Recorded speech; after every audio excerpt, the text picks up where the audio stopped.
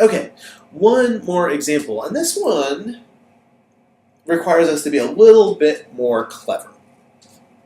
So here, well, we're annoyed by this thing under the square root because there's no way to split this square root up to each of these things. We could write it as to the 1/2 power, but we're still stuck with an x squared plus 1 in there. So we've got an inside function that's x squared plus 1, and we've got to deal with that. So I'm going to let s be x squared plus 1.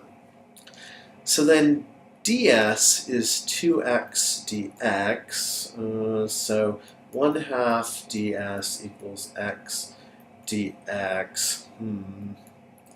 Let's see what's going on here.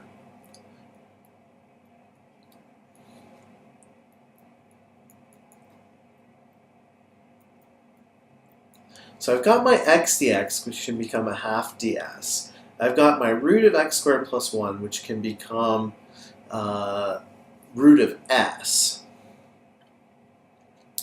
Aha! What about this? I've now got x to the 4th. Well, this thing here tells me that x squared equals s minus 1, just rearranging this. And so that tells me that x to the 4th is s minus 1 squared. Aha! So now I've got a way to rewrite x to the 4th as a function of s. I've got a way to rewrite the square root of x squared plus 1 as a function of s. And I can rewrite my x dx as 1/2 ds. So let's see. When x equals 0, s equals 1. When x equals root 3, s equals root 3 squared is 3 plus 1 is 4. So this now is the integral from 1 to 4, and I wind up with s minus 1 squared. And then we said that was root s. Let's clear that out, root s. And then the x dx was 1/2 ds. Well, if I expand that s minus 1 and say that's s squared minus 2s plus 1, I know we've not been doing that much, and rewrite this root s as s to the 1/2, and I'm going to pull that 1/2 all the way out here. And now I can keep going, and I've got still got the 1/2. It's from 1 to 4.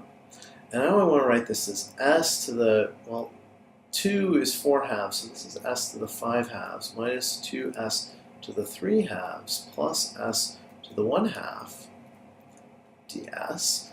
And now we know how to integrate that. We know an antiderivative for that, and so we get 2/7 s to the 7/2 minus 2 times 2/5 s to the 5/2 plus 2/3 s to the 3/2 from s equals 1 to s equals 4. Multiplication going on there. And now we can just substitute in, and we can say this is 1/2 times 2/7 4 to the 7/2 minus 4/5 times 4 to the 5/2 plus 2/3 4 to the 3/2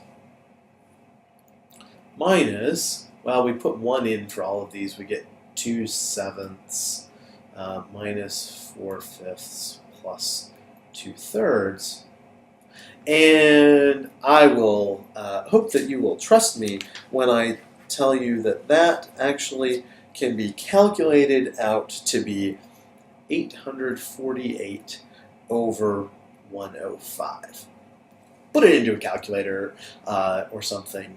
It's a perfectly good number at this point. We wouldn't really need to do that, but if you want to see the exact value. So sometimes we can be a little more clever with our substitution, but it's very careful. We've got to be very careful that at this point, when we wanted to change to s, we had to get rid of all the x's. We had to resist the temptation to try to leave that x to the 4th, because then we've got x's and we would have had s's, And that's no good. We can't mix our variables. We have to have an x integral or we have to have an s integral. We can't have both of them in there. Thanks for watching.